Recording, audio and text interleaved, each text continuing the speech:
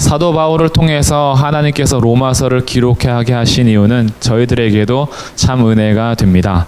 하나님께서 여전히 오고 가는 세대들에게 주의 말씀을 허락하시기 위하여 로마 교회의 상황 가운데, 그리고 바울이 땅끝까지 이르러 복음을 전하고자 하는 주의 사명을 받아 그가 움직이고자 할 때 로마서를 통해서 복음의 핵심을 정리해 놓았다라는 것은 참 하나님께서 섭리 가운데 우리에게 주시는 말씀이 됩니다. 그래서 지난주에는 로마서에 대한 전체 배경과 그리고 전체 구조, 그리고 내용들을 잠시 살펴봤고요. 오늘부터는 하나님의 말씀을 이제 차근차근 로마서를 차근차근 보도록 하겠습니다. 그래서 진도가 빨리빨리 안 나아갈 수 있습니다.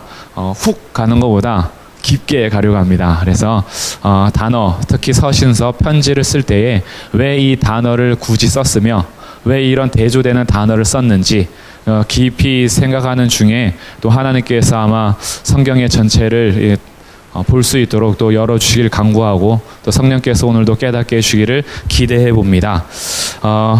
칠판을 사용할 텐데요. 모여주셔도 좀 좋을 것 같아요. 너무 분산되어 있으면 제가 쓸 때도 부담이 됩니다. 쓸 때도 이쪽도 보여드려야 되고 저쪽도 보여드려야 되고 해서 그것도 좀 어려우니까 될 수 있으면 좀 가운데에 모여주시면 좀 더 편하게 진행을 할 수 있을 것 같습니다.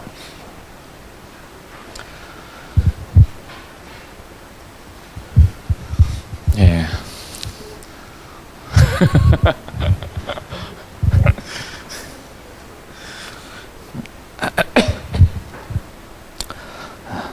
오늘은 1절부터 7절까지 말씀을 같이 나눌 텐데, 아마 1절부터 7절까지 오늘 하루 만에 다 못하고요. 하나씩 차근차근 보도록 하겠는데, 먼저 1절부터 7절은 인사를 하면서 자기 소개를 합니다. 그래서 1절에서는 먼저 자기를 밝혀줍니다. 내가 누구냐라고 봤더니 예수 그리스도의 종 바울이 썼다라는 것을 이미 밝혀주죠. 근데 자기의 정체성을 예수 그리스도의 종으로 밝힙니다. 그래서 바울은 사도로 부르심을 받아 하나님의 복음을 위하여 택정함을 입었다라고 하면서 자기의 정체성을 밝혀준 바울은 2절부터 4절까지 복음이 도대체 무엇인가라는 것을 굉장히 짧은 절 안에 요약을 해둡니다. 그래서 이 복음은 하나님이 선지자들을 통하여 그의 아들에 관하여 성경에 미리 약속하신 것이라고 얘기하죠. 그래서 그 아들에 관하여서 3절에서는 육신을 따라서, 4절에서는 성결의 영을 따라서 라고 인성과 신성을 나누어 잠시 설명한 다음에 결국 복음이 뭐냐 했더니 4절 끝에 보니까 곧 우리 주 예수 그리스도시다. 그래서 1절에서 자기 소개를 한 바울은 복음이 곧 예수 그리스도시다라는 것을 밝혀줍니다. 그리고 나서 5절에서는 이 복음의 목표를 얘기해 주는데, 그 복음의 목표가 뭐냐? 그로 말미암아, 예수 그리스도로 말미암아죠.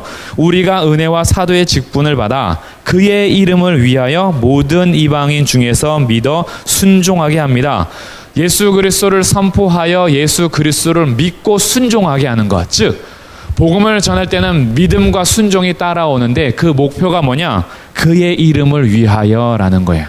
우리가 오늘도 주님을 믿고 순종하고 거룩한 삶을 추구하고 오늘도 예배하며 찬양하고 기도하는 모든 것, 최종 목표는 하나님의 영광입니다. 그의 이름을 위해서 가는 거예요. 우리 삶 자체가 목적이 아닙니다.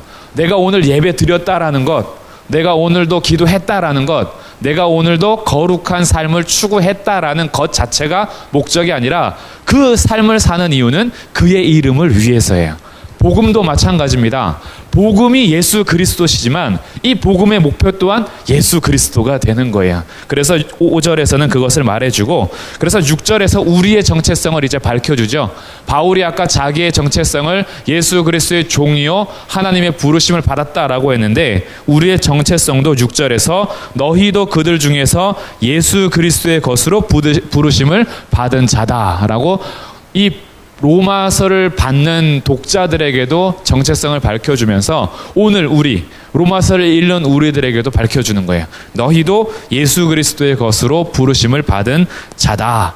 이렇게 얘기하고 나서 7절에 이제 마지막 또 인사를 하는 거예요. 처음 하면서 은혜와 평강이 있기를 원한다라고 이렇게 1절부터 7절이 구조가 되어 있습니다.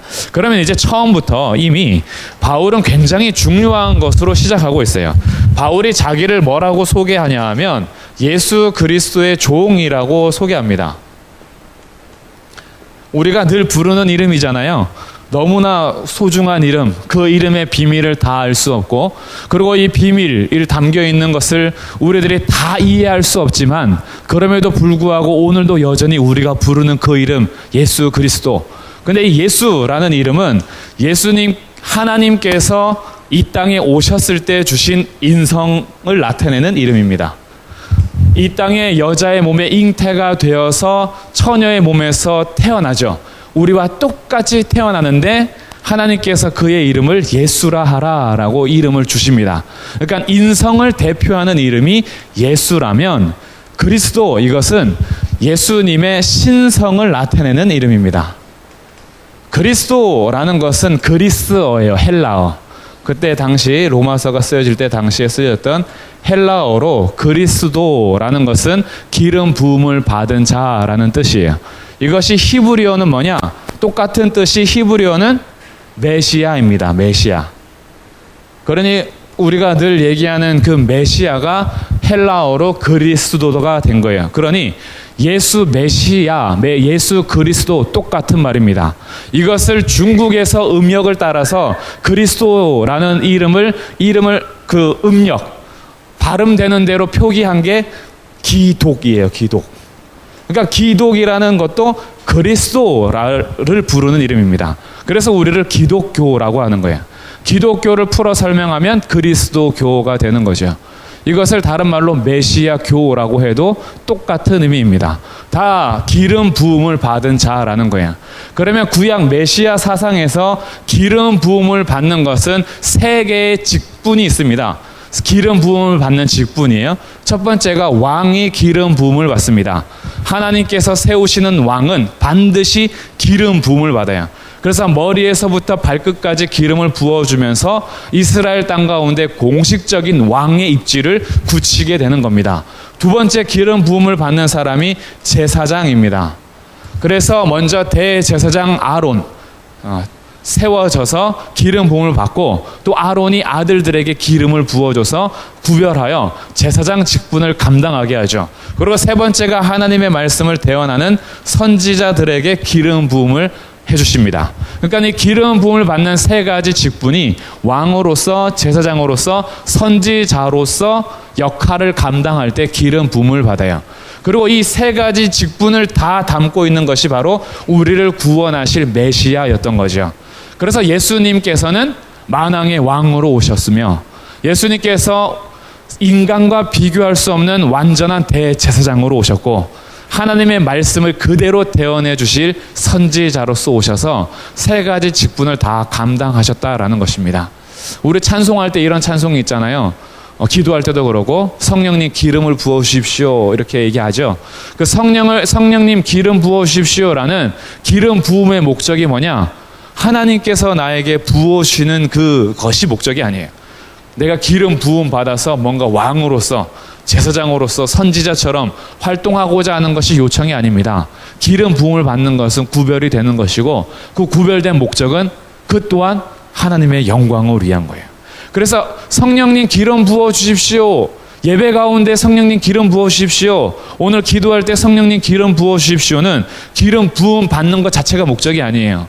그 예배와 기도를 통해서 오직 하나님 영광 받으시는데 통로로서 기름 부음을 받는 거예요. 어떤 사람들은 내가 기름 시큼 부음 받고 나서 자기 영광을 위해서 하나님께서 주신 것들을 사용합니다. 기름 부음의 목적이 잘못된 거죠. 그러니까 구약에서부터 이미 왕으로서, 제사장으로서, 선지자로서 하나님께서 직책을 주실 때 기름 부어주셨는데, 이것을 통합적으로, 그리고 세 가지 다 직분을 감당하는 것이 메시아였고, 그래서 구약에서는 늘 메시아를 기다렸습니다. 우리를 구원해 주실 메시아, 하나님께서 약속하신 메시아를 기다렸죠. 그 메시아가 헬라어로 그리스도가 됐다라는 거예요. 그리고 우리는 중국, 에서 이제 넘어올 때 기독교가 된 거고요.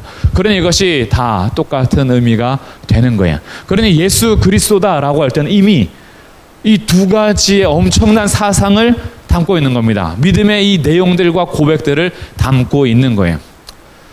이것이 왜 이렇게 중요하냐 하면 예수를 인정하는 사람들은 그래도 많이 있습니다. 4대 성인으로 인정하기도 하고요. 역사 속에서 그래도 한 종교의 창시자로 인정하기도 합니다. 예수를 인정하지 않는 사람들은 그래도 그렇게 많이 없어요. 그런데 예수가 그리스도임을 인정하는 사람들은 이제 소수가 되는 거예요. 예수 자체를 부인하는 게 아니라 그 예수가 그리스도이심을 받아들일 수가 없는 겁니다. 예수가 메시아임을 받아들일 수가 없는 거예요. 예수가 우리의 왕이요, 우리의 죄의 짐을 담당하신 구원자이신 것을 받아들일 수가 없는 겁니다. 초대교회 때 이 이름을 쓰는 것이 굉장히 생명을 담보로 하면서 쓸 수밖에 없었던 거예요. 오늘 우리들이 굉장히 자연스럽게 그리고 때로는 아무 생각 없이 부르는 습관적인 이름인 것 같지만 초대교회 당시에 지금 이 편지를 쓰는 상황에서도 예수 그리스도라고 쓰는 것 때문에 사형을 당했습니다. 예수가 그리스도임을 믿는 것 때문에 핍박을 받았어요. 예수가 그리스도다라는 것을 고백하는 것은 엄청난 대가를 지불하는 고백이었다라는 거예요. 그래서 우리 신약에서는 이런 표현이 나오잖아요. 누구든지 예수를 주로 시인하는 자마다, 예수가 그리스도임을 고백하는 자, 이런 사람들이 구원에 이른다라고 해요. 이때 왜 그러냐면 당시의 고백이라는 것은 공적으로 고백하는 것을 의미합니다. 입으로 예수를 주로 시인하고 그리스도로 인정하는 것은 로마 황제가 내 주가 아니라 예수가 내 주라고 공식적으로 시인하는 거예요. 그럼 이 사람들이 생명을 담보로 하지 않고 이 고백할 수 없는 겁니다. 그들이 입술로 고백했다라는 것은 그 안에는 거부할 수 없는 믿음이 있었다라는 거예요. 오늘날처럼 예수님이 왕도 아니고 주도 아니면서 어렸을 때부터 습관적으로 예수 그리스도라는 이름을 그저 들어서 예수를 난 입으로 시인하는데 라고 얘기하는 것과는 다른 거예요. 완전히 다른 겁니다. 오늘날 우리가 예수님을 그리스도로 시인하는 것하고 초대교회 때 예수를 그리스도로 시인하는 것 자체가 달라요. 그때 당시에는 생명 걸어야지 부를 수 있었던 이름이 예수가 그리스도다라는 사실이에요. 그런데 여기에 지금 바울이 로마 교회 편지를 쓰면서 예수 그리스도의 종이라고 쓰는 겁니다. 박해를 받아야 될 그 고백의 내용을 처음 편지를 써서 펜을 들자마자 그냥 예수의 종이라고 안 하고 예수 그리스도의 종이라고 하는 거예요. 그냥 이 땅에 오신 인성을 가진 인간으로서의 예수가 아니라 이 땅에 오신 그 예수가 하나님이요 우리의 그리스도이심을 고백하면서 예수 그리스도의 이름을 쓰는 겁니다. 그래서 성경에서는 예수 그리스도를 항상 거의 이제 같이 고백하면서 우리들에게 믿음의 표현을 하도록 요구를 하고 있죠. 예수 그리스도가 예수가 그리스도이심을 고백하는 이 고백의 내용을 짧은 두 단어를 묶으면서 고백을 시작했던 로마서는 자신을 이렇게까지 표현합니다. 예수가 그리스도임을 믿는 믿음의 고백에 나는 바로 이 예수 그리스도의 종이다라고 하고 있는 거예요. 신약 성경에는 종이라는 단어를 세 가지로 나눠서 씁니다. 첫 번째는 테라폰이라는 단어를 써요. 핸드폰 이름 같죠? 테라폰. 이게 히브리서 3장 6절에서만 딱 한 번 쓰는 거예요. 히브리서 3장 5절이네요. 히브리서 3장 5절에서 누구에게 쓰는 단어냐 하면 예수님께서 종이심을 나타낼 때 쓰는 딱 한 번 쓰는 테라폰이라는 헬라어가 있어요. 이것은 어떤 종의 의미를 가지고 있냐 하면 자발적으로 순종하고 섬기는 종의 역할을 테라폰이라 그래요. 그러니 그의 신분이 종이 아니라 내가 자발적으로 종이 되는 거예요. 예수님이 하나님의 종이 아니잖아요. 예수님은 하나님과 동일하신 하나님입니다. 그런데 그분이 스스로 아버지를 섬기기 위해서 종의 역할을 하는 거예요. 이것을 테라폰으로 쓰는 것, 딱 예수님께만 쓰는 겁니다. 이제 나머지 두 가지는 우리 사람 편에도 쓰는 단어가 되는데 그 첫 번째가 오이케테스라는 단어를 써요. 헬라어를 꼭 외우시진 않아도 되는데 의미만 구분하면 됩니다. 오이케테스 같은 경우가 우리가 쉽게 얘기하는 종의 의미인데 서번트, 그러니까 어느 집의 하인으로서, 집사로서 있는 거 있죠. 그 집을 관리하는 하인으로서 종의 역할을 감당하는 걸 오이케테스라 그래요. 이것은 대표적으로 베드로 전서 2장 18절에서 쓰는 겁니다. 하나님께서 맡겨주신 집을 관리해야 될 종으로서 오이케테스라는 종을 쓴다면 이것은 영어로는 거의 서번트 이렇게 나오는 거고요. 그 다음에 이제 세 번째가 있습니다. 세 번째가 둘로스라는 단어를 써요. 이 둘로스라는 단어는 종으로 번역되기보다는 조금 더 정확한 번역이 노예라는 번역입니다. 영어로 슬레이브로 번역하는 것이 더 좋습니다. 그러면 오늘 여기서 사도 바울이 나는 예수 그리스도의 종이다 라고 신분을 밝힐 때는 세 가지 중에서 뭘 쓰느냐? 이 둘로스를 씁니다. 예수 그리스도의 둘로스라 그래요. 그러니까 예수 그리스도의 노예다 라고 하는 겁니다. 당시에 노예라는 신분은 가구 중에 들어가는 세 가지의 가구 취급을 당하는 사람의 신분이 바로 노예입니다. 첫 번째 가구는 정말로 말 못하는 집기들 있죠. 낫이나 호미 같은 거. 이게 첫 번째 가구고, 두 번째 가구는 소리는 내는데 말이 아닌 짐승, 개 같은 거 있죠. 개. 집에서 개 같은 것을 노예 취급했어요. 가구 취급했어요. 세 번째 가구 취급 당한 게 바로 노예입니다.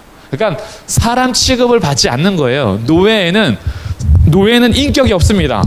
분명히 똑같이 사람인데 노예는 인격체로서 인정하지 않아요. 그래서 노예라는 신분은 정말 벗어나면 가장 좋은, 절대 노예가 되어서는 안 되는 인간 이하의 취급이 아니라 아예 개 취급을 당하고 가구 취급을 당하니까. 그래서 노예는 자기의 주권이 없습니다. 자기의 소유권도 없어요. 어떤 이유에 대해서 항변할 권리도 없습니다. 주인이 죽어라 그러면 죽어야 돼요. 왜요? 가구니까. 자기의 생각을 표현해서는 안 돼요. 자기의 생각을 어찌 감히 주인에게 말해요. 가구가. 그냥 있으라면 있고 가라 그러면 가고 꿇으라 그러면 꿇고 밥 먹지 말라 그러면 먹지 말아야 되고 잠자지 말아야 되면 잠자지 않아야 되고 가서 자라 그러면 자야 되고. 노예에는 자기 권리가 없습니다. 그런데 사도 바울이 자기가 오이케테스, 집 하인으로서가 아니고, 그리고 자기가 자발적으로 종이 된 것도 아니고 자기는 신분이 둘로스라는 거예요. 자기는 어떠한 주권도 없고 소유권도 없고 자기에게는 어떤 생명권도 없는 예수 그리스도의 노예다라고 소개하는 겁니다. 이런 둘로스라는 단어는 절대 스스로 쓰지 않는 단어예요. 노예조차도 자기가 노예인 것을 거부하고 싶은데 노예가 아닌 로마 시민권자가 자기가 누구의 노예다라고 얘기하는 것은, 이것은 엄청난 정신적 충격이 아니면 고백할 수 없는 내용이었던 거예요. 그런데 이제 편지를 쓰자마자 자기의 정체성을, 나는 가말리엘의 후예로 하버드 대학교 출신이고 나는 공부를 아주 열심히 해서 바리새인 중에 바리새인인데 그 중에서도 엄청난 율법 교사요. 나는 정통 히브리인인데다가 나는 초대 왕의 사울 지파인 베냐민 족속이다 라고 하면서 자기의 명함을 내밀지 않았다라는 거예요. 육적인 자기의 명함을 내민 것이 아니라 그리스도께 사로잡혀서 자기를 소개하는 걸 예수 그리스도의 노예다라고 소개하고 있는 거죠. 그래서 우리들의 정체성을 바르게 하는 것이 이미 이 세 단어에서 등장하는 겁니다. 우리가 고백하는 예수는 과연 실질적으로 나의 메시아가 되는가? 정말 예수님이 나의 왕이요, 예수님이 나의 대제사장이며 예수님이 나의 선지자가 될 뿐 아니라 그 예수님이 나의 구원자가 되시는가? 처음부터 걸림돌이 되는 거예요. 그리고 이것이 넘어갈 때에는 처음부터 능력의 이름이 되는 겁니다. 구원받지 못한 자들에게는 예수 그리스도라는 고백이 미련해 보이고 그것이 굉장히 어리석어 보일지라도 구원을 받는 우리들에게는 예수가 그리스도라는 것이 하나님의 능력이 되는 거예요. 그러다 보니까 처음부터 이것을 넘어가지 않으면 사실은 하나님의 말씀 자체가 우리들의 인간에게 조금의 교훈을 줄 수 있을지 몰라도 우리의 영혼을 정말 노예처럼 고백하는 자리로는 갈 수가 없습니다. 기분이 나쁜 거예요. 내가 하나님과 동격해서 예수님이 십자가 지셨다니까 그거 좀 잔인하네. 가슴을 좀 울렸어요. 나 때문에 죽었대요. 나 때문에 피를 흘립니다. 채찍에 맞으십니다. 가시 면류관을 쓰셨어요. 손과 발에 못이 박혔습니다. 마음이 짠해요. 믿어줘야겠다라고 이제 시작을 하죠. 그래, 예수가 날 위해서 저렇게 수고하셨다는데 내가 믿어줘야지, 이건 좀 해줘야지 라고 하는 마음이 사실 우리들이 시작하는 마음이 있는 경우가 많습니다. 그러다 보니 예수를 그리스도라 고백한다라고 해도 여기 와서 하나님이 정말 주인이셔서, 하나님이 정말 왕이셔서 나에게 어떤 소유권도 주지 않고 주권도 주지 않고 생명권도 주지 않고 항변할 이유도 주지 않으면 그제서야 바로 마음이 뒤집어지죠. 아, 예수가 십자가에서 못 박혀 죽었으면 죽었지, 내 인생을 왜 하나님이 이래라 저래라 하느냐라는 마음이 생기는 것이 사실입니다. 오늘도 당장 하나님께서 나에게 나타나셔서 선은아, 너는 오늘 저녁을 금식하여라 하면 배가 고파 죽겠는데 왜 금식입니까? 이유를 말씀해 주시죠. 금식해야 되는 이유는 무엇입니까? 라고 물어볼 거예요. 근데 말씀하시죠. 너는 노예야. 그냥 하라면 해. 그러면 정신적인 충격이 옵니다. 이유라도 알면 금식할 수 있는 힘이 생겨요. 아, 내가 교회를 위해서, 가정을 위해서 금식할 땐가 보다. 근데 하나님께서 이유는 말 안 해주고 그냥 금식해. 그래서 한 끼를 했어요. 그 다음날 아침에 또 해. 또 정신 때 또 해. 해서 막 하루, 이틀, 3일, 4일 지나가는데 이유는 말 안 해주시고 계속 금식해 라고 하면 우리가 나의 이미 배고픔 때문에라도 하나님께 항변을 합니다. 뭔가 말씀이라도 해주셔야 되지 않겠습니까? 그때 주님께서 말씀하세요. 나는 너에게 대답할 의무가 없다. 너는 그냥 하라면 해. 라고 할 때 과연 누가 노예로서 살겠냐 이거죠. 우리가 예수를 그리스도라 고백한다라고 해도 우리가 정말 성경을 읽어가면서 내가 종이죠, 제가 노예죠 입술로 고백해도요, 노예에 대한 진정한 의미를 가지고 살아내는 것은 쉽지가 않습니다. 그래서 사도 바울이 자기를 이미 표현을 할 때 나는 예수 그리스도의 노예다라고 고백하면서 자기는 다메섹에서 예수님 만난 이후에 나머지 죽을 때까지의 삶은 자기 소유가 없습니다. 자기 주장을 펴지 않아요. 평생 가도록 부딪히는 건 있어요. 바나바하고 심히 싸우기도 하잖아요. 부딪히는 건 있어요. 그러나 주님 말씀하시면 가는 거예요. 주님께서 막으시면 멈추는 겁니다. 그렇게 살려고 평생을 들이면서 남은 인생을 드리는 거예요. 왜? 노예라는 것이 당시에는 실질적인 것이었거든요. 우리들은 이 노예 제도가 없다 보니까 사실 개념이 잘 안 서서 그래요. 근데 사도 바울은 노예 제도가 있는 상태에서 내가 그리스도의 노예다라고 고백하는 것은 자기가 어떤 위치에 있는지 아는 거죠.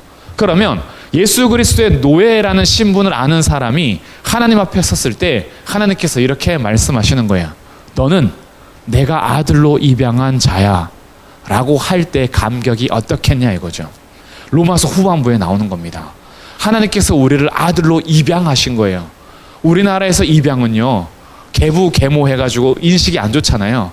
입양하는 것 자체가 인식이 안 좋아요. 그런데 이때 당시의 입양은 그런 게 아니에요. 로마 시대의 입양은 황제의 자리도 친아들과 양아들을 가리질 않습니다. 능력 있는 아들에게 줘요. 그 대표적인 사람이 옥타비아누스입니다. 이 사람이 입양한 사람이거든요. 양자입니다. 그러나 양자의 권리를 친자와 나누질 않았어요. 양자 자체가 친자와 동일한 권리를 가지고 있습니다. 여기에서 개념이 나오는 거예요. 아들로 입양을 하신 거예요. 예수 그리스도를 통해서. 그래서 예수가 맏아들이 되시고 우리를 그의 형제로 부르셨다 그래요. 감당이 안 되죠. 나는 노예인데. 예수 그리스도의 노예가 감히 하나님의 아들이 됐대요. 하나님이 창조주고 내가 피조물인데 창조주이신 하나님께서 나를 창조주이신 예수님의 벗 되게 하셨대요. 예수님과 친구가 되게 하시고 예수님과 형제로 부르셨대요.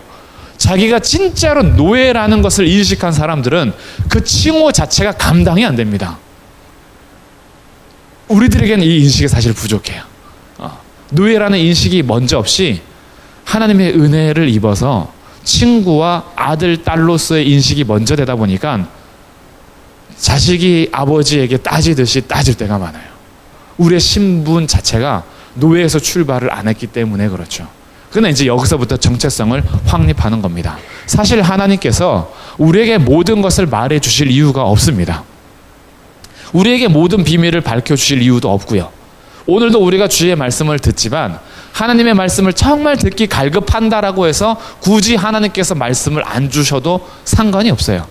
하나님은 스스로 존재하시는 분이거든요. 우리가 오늘 하나님께 예배를 드려야지만 영광 받으시는 분이 아닙니다. 우리가 예배를 안 드리면 영광이 흠집이 가는 분이 아니에요. 스스로 완전하시고 스스로 영광스러우시며 스스로 모든 만물을 이미 다스리시는 그 충만함으로부터 표현되게 창조기 때문에 세상 없어져도 하나님께는 전혀 흠집이 가지 않습니다. 그럼에도 불구하고 요한복음 3장 16절 하나님이 세상을 이처럼 사랑하신 거예요. 하나님께 흠집이 가서가 아니라 하나님의 그 사랑이 표현이 안 되는 이처럼 사랑하셔서 그래서 독생자를 주신 거예요.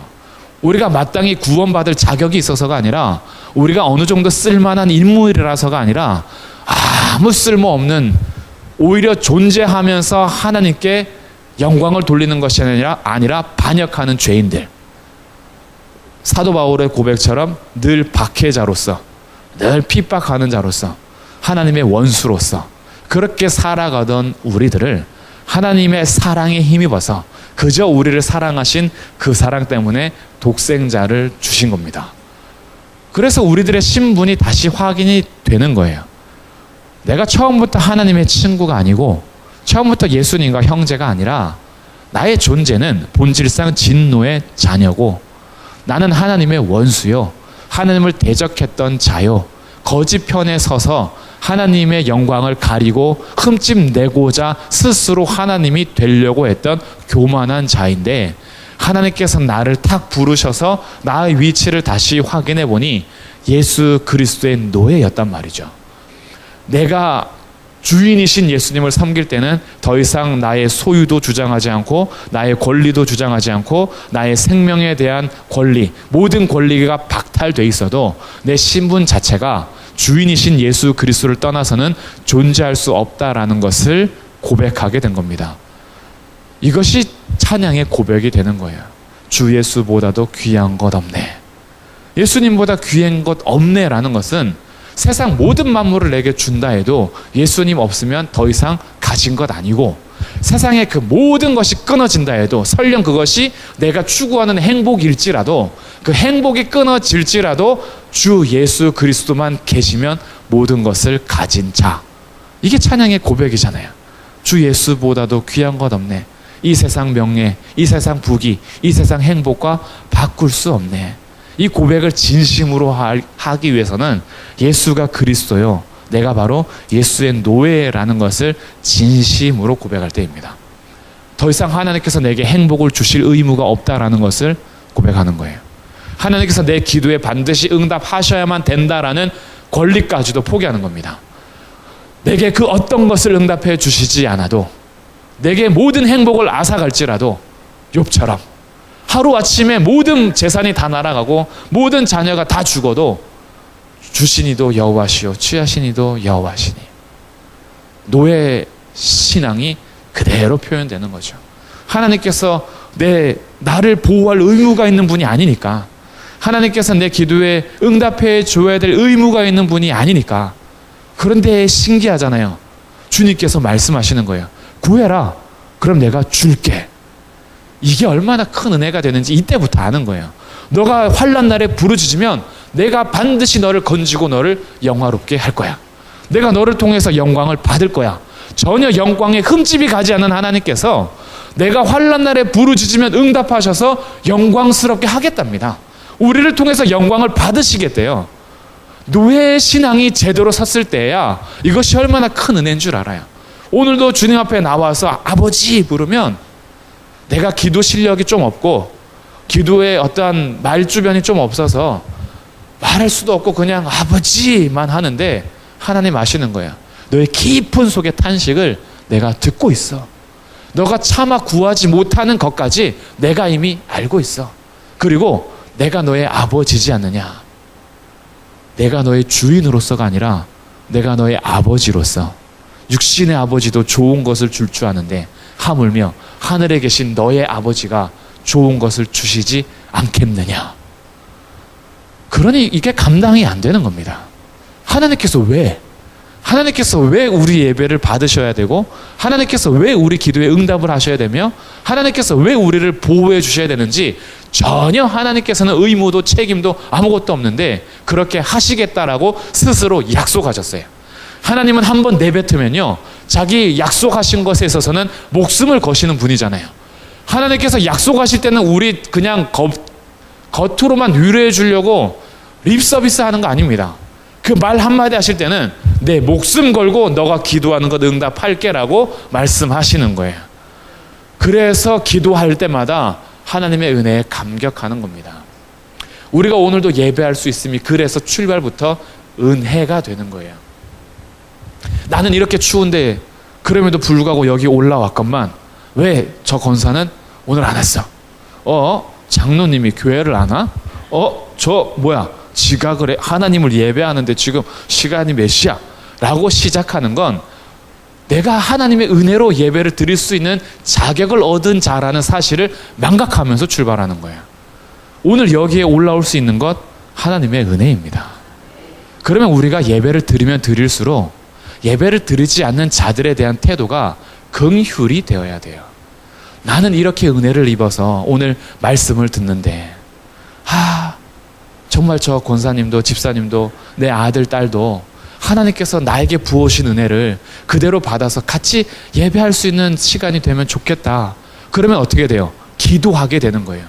그를 정죄하기 시작하는 것이 아니라 기도하게 돼요. 하나님, 오늘도 이 말씀을 같이 들어야 될 내 아들 딸들, 내 친구들, 내 가족들, 우리 교회 집사님, 권사님들, 아직 믿음이 자라지 못한 초신자들, 이런 분들을 향해서 마음이 긍휼로 시작이 돼서 진심으로 중보 기도가 시작되는 겁니다. 그러면 하나님께서 그 기도에 반드시 응답하시는 거예요. 내가 율법의 행위에 나는 좀 더 앞서고 잘나기 때문에 그래서 나는 좀 더 높은 위치에서 기도하는 자가 중보기도 입장이 아닙니다. 중보기도의 입장은 하나님의 은혜를 진심으로 깨닫고 하나님의 은혜가 아니면 도무지 할 수 없는 자리에서 출발할 때에야 하나님께서 그 기도를 그대로 받으시는 거예요. 우리의 기도와 예배가 여기서부터 출발이 됩니다. 내 예배를 받으실 이유가 없어요. 그런데 오늘 우리 예배를 하나님께서 받으십니다. 우리를 통해서 하나님 영광 받으신대요. 오늘도 우리가 짧게 기도한 우리 아버지라는 이름 속에 우리의 모든 고통을 들으셔서 반드시 응답하신답니다. 하나님께 영광을 돌리는 거예요. 이렇게 예수 그리스도의 종으로 바울이 자기 스스로를 표현하는 겁니다. 그리고 종 바울이 이렇게 이어갑니다. 사도로 부르심을 받아 하나님의 복음을 위하여 택정함을 입었으니 라고 하고 있어요. 부르심을 받았다 그러죠. 택정함을 입었다 그러죠. 다 수동태입니다. 내가 스스로 불러서 간 것 아니고, 내가 찾아간 것 아니고, 내가 스스로 나를 택해서 이렇게 하나님께 간 것 아니고, 하나님께서 불러주신 거고 하나님께서 택정해 주신 거예요. 택정함을 받았다라는 헬라어가 분리했다라는 뜻이에요. 완전히 붙어있던 것을 찢어서 건져낸 겁니다. 택정함을 입었다라는 것 자체가 사도 바울이 똑같이 살아가는데 하나님께서 그를 철로가 끊겨서 이탈하듯이 그를 여기에서 건져서 다른 데 두셨다라는 거예요. 왜 거기에 두셨냐 하면 하나님의 복음을 위하여. 다 수동태예요. 내가 스스로 하나님 찾아간 것도 아니고 내가 스스로 복음을 위해서 산 게 아니라 하나님께서 나를 사도, 보냄받은 자란 뜻이거든요. 하나님께 보냄받은 자로서 이미 하나님의 부르심을 받았고 하나님께로부터 택정함을 입은 거예요. 이 수동태의 부르심과 입장이 능동적인 삶을 살아가는데 전혀 지장을 주지 않았습니다.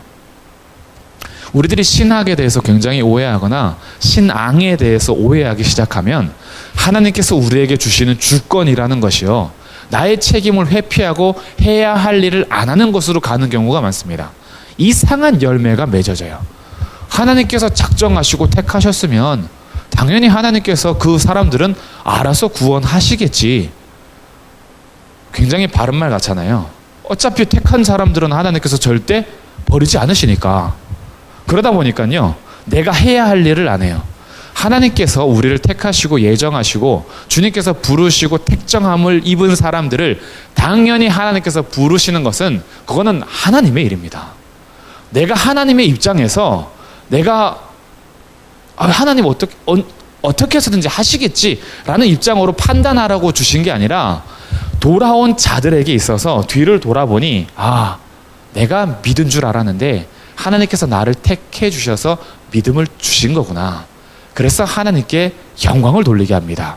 내가 걸어온 이것이, 오늘 예배 자리에 온 것이 내가 수고해서 온 것 같았는데 하나님께서 먼저 은혜를 베푸셔서 나를 불러주신 거구나. 이게 확인이 돼요.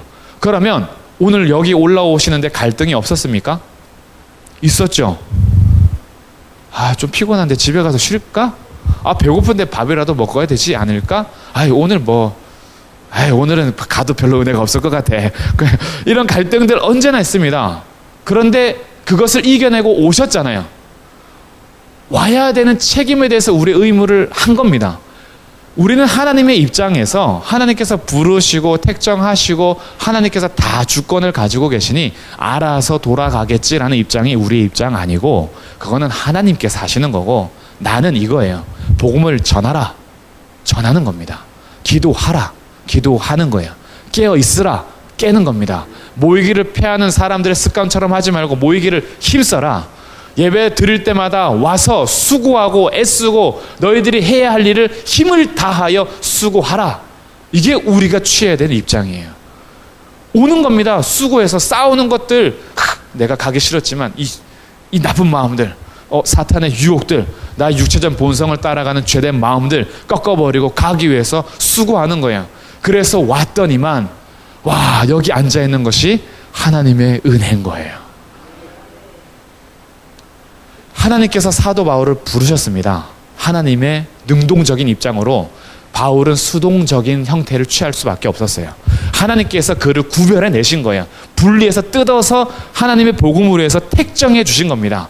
그러면 사도 바울이 하나님께서 알아서 능동적으로 역사하시니까 저는 수동적으로 살겠습니다가 아니라 수동적으로 부름받은 입장에서 나머지 인생을 가장 능동적으로 하나님께 순종하는 삶을 사는 겁니다. 이게 우리들의 모습이 되어야 돼요. 하나님께서 은혜로 우리를 불러주심에 대해서 이제부터는 가장 능동적으로 순종하는 삶을 사는 겁니다. 능동적으로 육체의 본성을 따라가지 말고 능동적으로 하나님의 성령을 따라가는 거예요. 능동적으로 기도하는 자리를 가는 겁니다. 능동적으로 예배의 자리를 사모하는 거예요. 능동적으로 복음을 전하는 겁니다. 그러면 하나님께서 수동적인 부름을 받는 그가 능동적으로 살아가는 그 일에 합력하여서 선을 이루시겠답니다. 하나님 역사하시는 거예요. 그래서 열심히 수고하는 자들을 통해서 하나님께서 또 하나님의 일을 펼쳐 가시는 거죠. 사도 바울이 1절에서 자기를 소개할 때 능동적으로 스스로 찾아간 게 아무것도 없어요. 다 하나님께서 하신 거예요. 예수 그리스도의 종, 노예니까 예수님께서 주인 되셔서 나를 부르셨고 사도로 부르심을 받은 거고 택정함을 입은 겁니다. 다 하나님께서 하셨는데 나머지 그의 삶을 보세요. 복음을 위하여서 가장 능동적으로 달려가지 않습니까? 이것이 사도 바울이 걸어갔던 길이라는 거죠. 이것이 사도 바울만 걸어가야 하는 길이 아니라 오늘도 부름받고 택정함을 입은 모든 사람들이 하나님의 복음을 위하여 달려가야 하는 능동적인 믿음이 되어야 한다라고 우리에게 보여주시는 말씀입니다. 그래서 이제 그는 하나님께로부터 노예라는 신분을 확인했으며 사도로 부르심을 받았을 뿐 아니라 택정함을 입었는데 택정함을 입은 것은 하나님의 복음을 위하여예요. 그래서 이제 복음에 대해서 다음 주에 좀 더 자세히 할 텐데 이 복음을 두 가지로 설명을 하고 있습니다. 첫 번째는 이 복음을 누구에다 뒀냐 하면 하나님의 복음이라 그러죠. 하나님의 복음이래요. 근데 나중에 9절에 가면 이 복음을 똑같은 복음을 아들의 복음이라고 합니다. 1장 9절 같이 한번 읽어볼게요. 시작. 내가 그의 아들의 복음 안에서 내 심령으로 섬기는 하나님이 나의 증인이 되시거니와 항상 내 기도에 쉬지 않고 너희를 말하며. 자, 9절에서 나오죠. 그의 아들의 복음이라고 합니다. 그럼 똑같은 복음인데 1절에서는 하나님의 복음이라 하더니 9절에서는 아들의 복음이라고 했어요. 여기서 알게 되는 사실, 복음의 주체는 성부 하나님. 왜? 하나님이 시작하셨어요. 2절에서 이것을 조금 더 자세히 풀어갑니다. 이 복음은 하나님이 선지자들을 통하여 그의 아들에 관하여 성경에 미리 약속하셨다. 주체가 누구예요? 하나님이에요. 하나님이 하신 거예요. 복음은 하나님이 시작하셨고 하나님께서 이루어 가시는 거예요. 그래서 복음의 주체는 하나님이기 때문에 하나님의 복음이라고 합니다. 그러면 왜 아들의 복음이라고 또 얘기하느냐? 2절에서 또 나오죠. 이 복음은 하나님이 주체가 되셔서 선지자들을 통하여 누구에 관해서 쓰죠? 그의 아들에 관해서 써요. 복음의 내용이 아들입니다. 그래서 복음의 내용으로는 아들의 복음이라고 하는 거예요. 그럼 이 아들의 복음이 도대체 뭔가 이제 다음 주에 육신으로는 성결의 영으로는 이어가면서 복음이 곧 예수 그리스도다라는 사실을 같이 말씀을 나누도록 하겠습니다. 1절 안에서 우리가 같이 마음을 다져가면서 우리의 정체성을 새롭게 시작하시길 주님의 이름으로 축원합니다. 우리가 예수 그리스도의 노예라는 사실을 절대 잊지 마세요. 내가 오늘도 하나님의 노예로서 과연 하나님의 말씀에 얼마나 능동적으로 순종했느냐 스스로 물어봐야 합니다. 내가 여전히 내 주권을, 내 인생의 주권을 내가 가지고 있고 여전히 내가 복음을 믿어준 것처럼 내가 복음 위에 서서 조절하고 하나님과 동등된 입장에서 하나님의 말씀을 내 입장으로 취하지는 않는가? 내가 과연 예수 그리스도의 노예의 신분으로서 나를 아들 삼아주시고 자녀 삼아주시고 친구로 불러주시는 그 은혜에 얼마나 감격하며 찬송하며 예배했던가 라고 우리의 마음을 다시 돌아보시면서 예수 그리스도의 종, 내 이름을 넣어서 예수 그리스도의 종 우리가 되기를 주님의 이름으로 축복합니다.